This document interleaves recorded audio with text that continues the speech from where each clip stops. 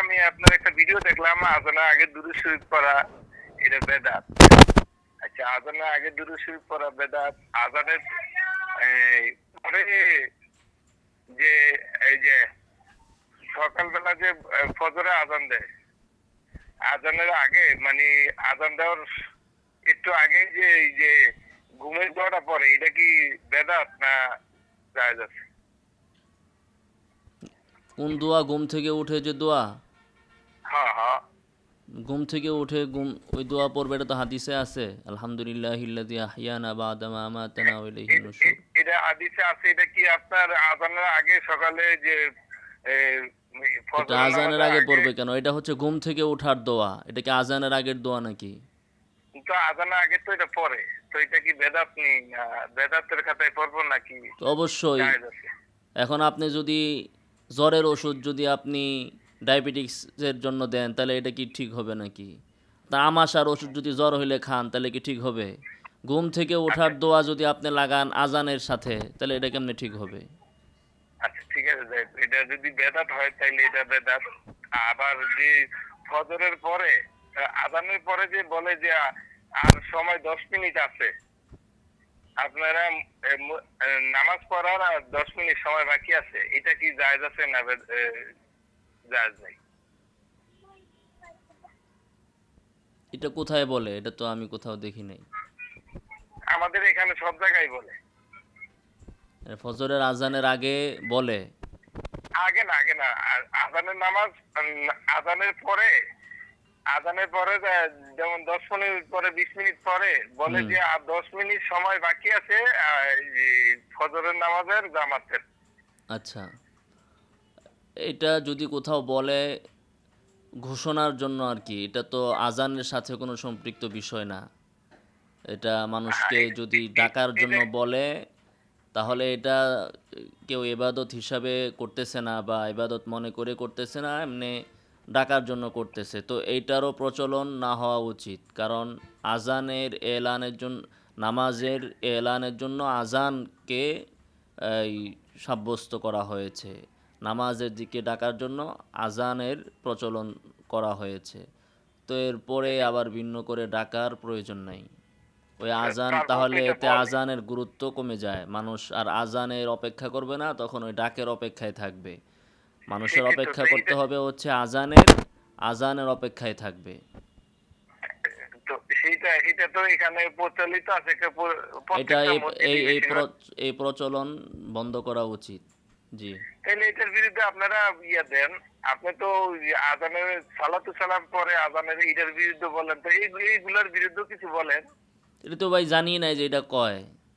এখন দুনিয়ার ভিতরে তো কত কিছুই চলে, সব কিছু কি এখন আমার বলতে হবে নাকি? আপনি এটা এসে আমার এখন জানাইলেন, প্রয়োজন হইলে আমি বলবো, প্রয়োজন মনে করলে বলবো। যেটা বেশি প্রয়োজন, এটা তো কোনো বক্তারে শুনি নাই, আলাউদ্দিন জিহাদি বা ওই যে বক্তা করে শুনি নাই যে এইটা কোরআন শরীফে আছে, বলতে না দেখাইতে পারলে আমি 1 লক্ষ টাকা দেবো। কেউ চ্যালেঞ্জ করছে? কেউ বলছে? কোনো বক্তার মুখে তো আমি শুনি নাই এইসব বিষয়। এখন কত গ্রামের, আপনার বাংলাদেশের কোন চিপার ভিতরের কোন গ্রামের ভিতরে কি চলতেছে, ওটা নিয়েও আমাকে বলতে হবে কেন? আমি যেটা জরুরি মনে করি সেটা বলবো। বেশিরভাগ আপনাদের মনে করেন হচ্ছে কি আপনার এই কমি মাদ্রাসার থেকে বেশিরভাগ বলে। এখানে যে কমি মাদ্রাসা আছে সবাই মানে আপনার হচ্ছে এই এই যে সকালবেলা আজানের আগেই সালাতু সালাম না পড়া এটা ঘুমের দোয়া আজানের লগে লাগাইছে, ঘুমের দোয়া আজানের লগে লাগাইছে এক। আবার দ্বিতীয় কথা হচ্ছে আপনার ওই পরে নামাজ আজানের পরে আপনার হচ্ছে গিয়া বলে 10 মিনিট আর সময় বাকি আছে। জি ভাই, শরীয়ত রে ইসলাম রে ভাগাভাগি করবেন না। কমি মাদ্রাসারা লাগাইছে, ওরা লাগাইছে, তারা লাগাইছে, যেটা সঠিক মাসালা সেটা আমি আপনাকে বলেছি। এখন এই বিষয়টা ওরকমভাবে বাংলাদেশের প্রচলন নাই। এখন আপনি নিজের ওই সালাতু সালামের বেদাতকে টিকানোর জন্য আরো 2টা বেদাতকে ধার করে নিয়ে আসছেন কেন? কথা শুনেন, আপনি সালাতু সালামের বেদাতের সপক্ষে আরো 2টা মানে অনিয়মকে দলিল হিসাবে বানাচ্ছেন, যে সালাতু সালাম যদি বেদাত হয় তাইলে এই ঘুমের দোয়া যে পড়ছে ওইটাও বেদাত কেন হবে না? তারপরে ওইটা কেন বেদাত হবে না? তো ভাই যেটা অনিয়ম তো অনিয়মেই। এখন আরেকজনে না, চুরি আপনি আমার করতেছে কথা দেখে, শোনেন। আরেকজনে আমি চুরি কই। করতেছে দেখে আপনি কি এই কথা বলবেন নাকি যে কমি না, না, মাদ্রাসার না, ও চুরি আপনি আমার করতেছে, কথা শোনেন। কাজে কালকে আমিও আপনি চুরি আসেন করব? আমাদের এলাকায়। আর আপনার আপনি এলাকায় আমার কালকে আসার আসেন কোনো আমাদের এলাকায়। দরকার নাই, আপনার এলাকায় আসার আমার কোনো আসেন, প্রয়োজন আইসা নাই। শোনেন কেন আমি বলি। তাইলে আপনাকে এগুলো নিয়ে বলতেছি, আপনি আলোচনা করেন। আমি একটা আপনাকে যেটা বলছি সেটা আপনি শুনেন। আপনি সালাতু বলেন। সালাম যদি আজানের সাথে পইরা থাকেন ওইটা ছাড়েন, এটা হচ্ছে হ্যাঁ, মারাত্মক বেদাত। কেন এটা ঘুমের ছাড়বো কেন? আমার কথাটা ওইটা শোনেন। আমি তো বলি না আপনি এটা নিজেরটা আপনার ছাড়বেন না, সাধারণ আবার মানুষ। আরেক বেড়ারটারে নিয়ে আপনি ধরতেছেন কেন? ওই আজকে বেড়ারে আমার কথা কইবেন শোনেন। ছাড়তে এগুলা, আজকে আপনি একটা নিজেও আলেম মানুষ, ছাড়বেন। আমি কোনো আজানের আলেম না। আমার কথা প্রচলন শোনেন। ঘটানোই হয়েছে, আজান আসতেই হলো নামাজের দিকে মানুষকে আহ্বান করার জন্য। বাস ঠিক আছে, এটাই হচ্ছে আজান নিয়ম। আজানের সাথে আজান ঘুমের দোয়াও পড়বেন না, আজানের সাথে বাথরুমে যাওয়ার দোয়াও পড়বেন না, আজানের সাথে সালাতু সালামও পড়বেন না। সালাতু সালাম সালাতু সালাম। আজানের পরে পড়বেন। আশা করি আপনার কথার উত্তর দিতে পেরেছি। আমার কথাটা শোনেন আপনি। আপনার কথাটা কথা তো একটু আমি শুনছি। আপনি বলতেছেন আপনি যে অমুক কমি মাদ্রাসার হুজুররা এটা করতেছে, তাহলে তারা যেহেতু এটা করতেছে অতএব আমিও আজানের সাথে সালাতু সালাম পড়বো। আপনার তো এটাই যুক্তি। না, আমি না, বলতেছি এটা আমার যুক্তি হযরত না। মুহাম্মদ এটা আমার সাল্লাল্লাহু যুক্তি না। আলাইহি ওয়াসাল্লাম আমি যেভাবে কি আজান আমি কি শিখিয়েছেন আপনি ইমাম ওইভাবে দেন। না আপনি মুয়াজ্জিন? ওইভাবে আমি না কি দিয়ে সাধারণ আপনি একটা বলতেছেন পাবলিক? আপনার আমি গ্রামের কি- কোন হুজুরে কি করছে ওইটারে আপনি দলিল বানাইছেন।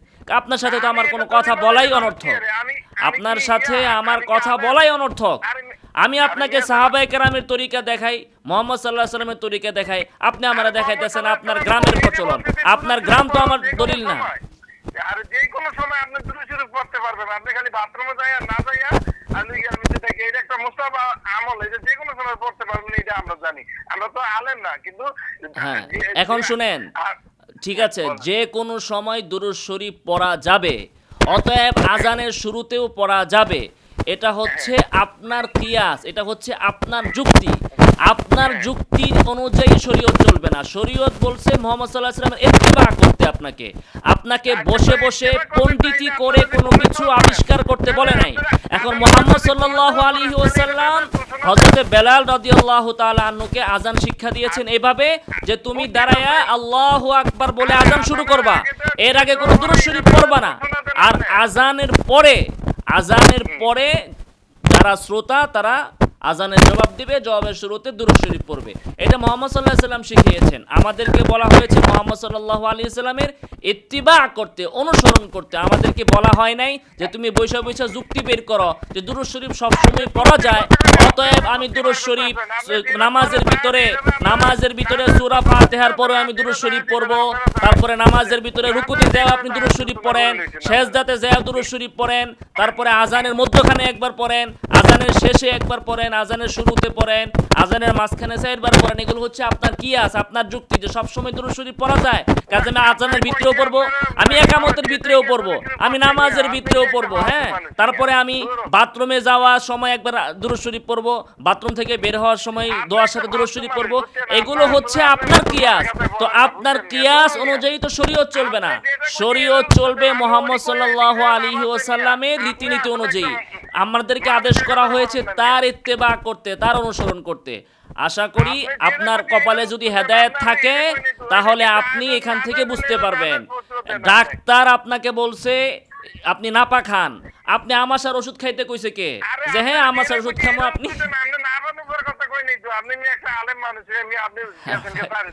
যে আপনি যদি আমাকে আলেম মানেন, আমি আপনাকে ফয়সালা দিয়ে দিছি, আমি আপনাকে শরীয়তের বিধান পৌঁছাইয়া দিছি। ওমা আলাইনা ইল্লাল বালাগ। আমাদের দায়িত্ব হচ্ছে পৌঁছে দেওয়া, আমাদের দায়িত্ব হচ্ছে ভাই পৌঁছে দেওয়া আপনার কাছে। আপনি মানবেন কি মানবেন না সেটা আমাদের দেখার বিষয় না। আবু জেহেল রেও রাসূল সাল্লাল্লাহু আলাইহি ওয়াসাল্লাম মানাইতে পারে নাই রে ভাই। মূল কথা হচ্ছে আপনি নবী মানেন কিনা। নবী মানলে আমার কথা মানতে পারবেন। আর যদি আপনি আপনার কিয়াসের পূজা করেন, আপনার যুক্তির পূজা করেন, তাহলে তো আপনাকে মানানো যাবে না। আবু জেহেলকে মানানো যায় নাই কেন?